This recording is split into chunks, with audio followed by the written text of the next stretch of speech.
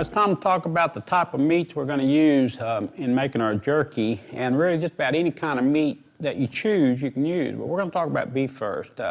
Any cut of beef, the beef skirt, which is the fajita meat, the eye of round, any of your rump roast, any of your sirloin, your 7 steaks, just about any thick cut of beef will work. Of course, you have to trim off all the fat and the grizzle because you want to start out with a good lean product so you'll end up with a good finished product on your jerky.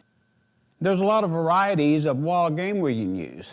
Venison, wild turkey, goose, buffalo, squirrel, javelina, and wild hogs. And again, too, it's very important to get all the fat off this. And then that way, when you get through drying your meat, instead of having a piece of meat that's going to get rancid from the fat left on it, we're going to have a good, clean, high-quality jerky.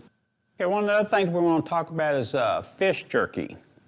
Not all fish make good jerky. Your lighter fish, like your white meat fish, it's a little less dense meat. It falls apart. It smokes well. It cures well. You can dry it, but it doesn't do as well as some of the other fish, like the barracuda or the salmon or the sea bass. But you can still make a good, clean, healthy jerky out of these fish products.